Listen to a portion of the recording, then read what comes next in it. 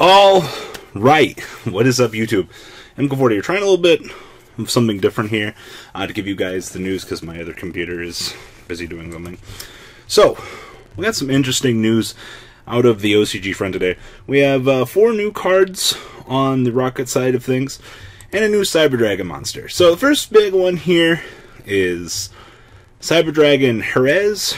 I'm just going to call it Mr. Hertz. But the thing that makes this particular card so good is it has our beautiful favorite claws. Level 1, 100 attack, 100 defense. You know what that means? We can machine dupe the shit out of this thing. So first off, includes the very beautiful claws. This card's name is treated as Cyber Dragon while on the field and in the graveyard. How a fucking Luya, Konami. Thank you. You gave Cyber Dragons exactly what they needed. A abusable, normal, summonable monster that I can machine dupe. Right? Totally what we needed. And then if this card is special summoned, you can activate this effect. This card's level becomes 5 until the end of this turn. Also, you cannot special summon monsters for this turn except for machine monsters. So, good news, everybody. You can machine dupe this. The ones you come out or bring out can be level 5. It's all fine and dandy, you know. I don't have any problem with that. But the interesting thing about this is if this card is sent to the graveyard, you can add one other Cyber Dragon from your deck or graveyard to your hand. So, first thing, machine dupable, excellent. Monsters you special summon off of if you bring out more copies of itself will also be level 5. And, to top things off, this is a search off of being sent to the graveyard. Much like the ABC pieces, if you link with this, you just get the free additional benefits of floating. I'll be completely honest with you. When I first was looking at this, I'm like, oh man, like, is this going to get me to where I need to go? I definitely think, in terms of the way that the game is going, this is an excellent support card. Of course, Cyber Dragons need more, but Cyber Dragon Heart, yes, I know. Cyber Dragon Heart is a reference from Germany for Hertz. So, something interesting, though, to note. This is the second Cyber Dragon monster that can be machine duped, I believe, in the deck. Since it's the other one's initial name on the field, what is it, Cyber Dragon Core, it can also be machine duped. But you know what? That's fine.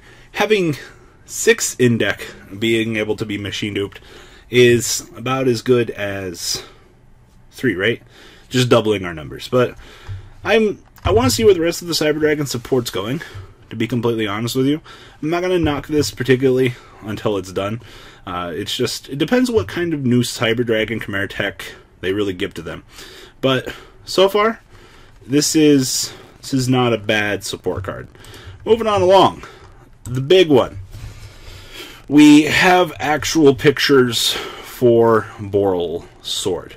We do not have confirmation on Boral Guard just yet.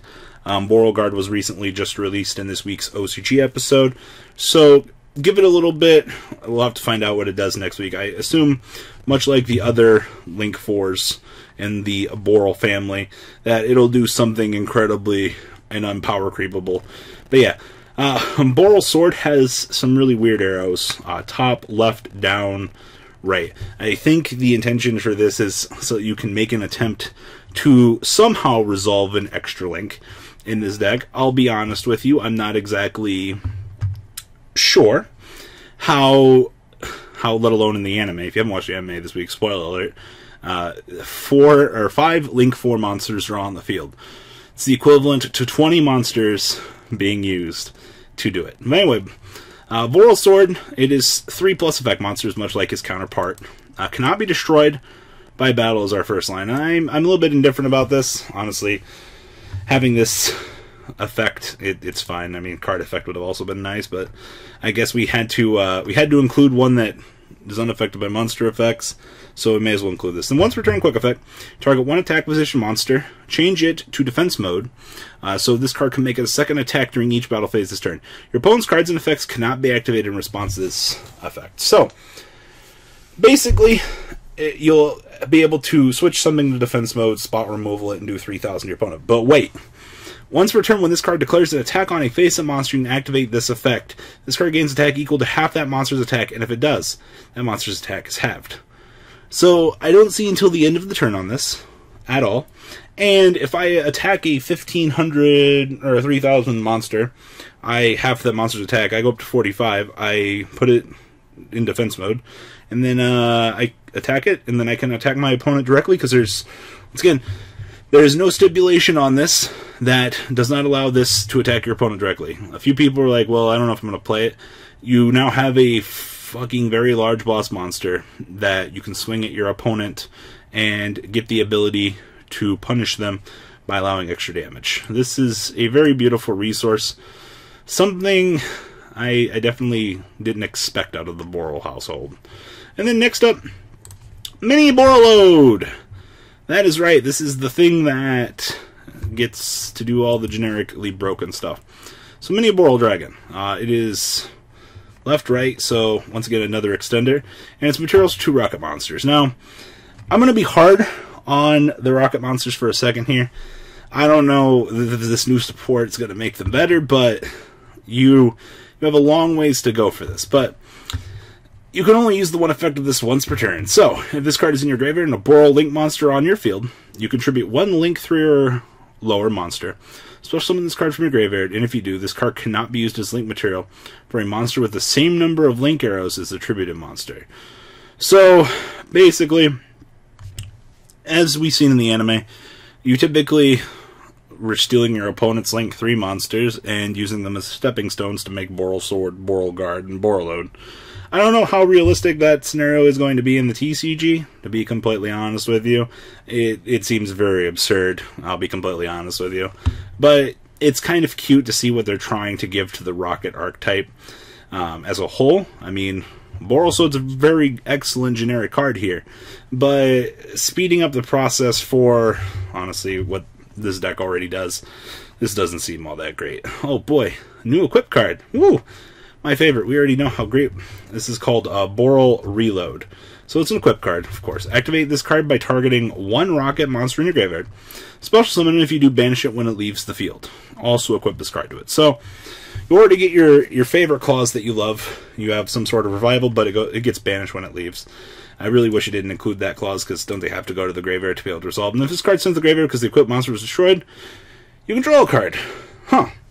So, not only does this banish the monster that it brings back, it also, if the monster somehow gets destroyed for some ungodly reason, you get to draw a card. Honestly, in terms of a support card, I'm a little bit detoured by this one. Not a super big fan. I'm just not a big fan of equip cards in general, whether or not they be cards that revive or things like that. The field spell is better than this. Being able to bring back multiple ones is extremely good, but we're kind of seeing here that once again, Rockets need some sort of way to churn out like 8 to 10 cards a turn, and unless, you know, you're able to do that, the deck just, it doesn't do as good as it once was. It's kind of shameful to say that, but then the last thing here, this very beautiful card is what kind of made the world go round. This is called Link Turret. It is one of our favorite cards, a trap card. We already know that this is going to go interestingly. So when this card resolves, you get to place 4 counters on it. That is right, you are looking at a counter-based trap card. And each time you take battle damage, you get to place 1 counter on this card. Alright, so ram something, get a token, burn all your tokens, do your thing.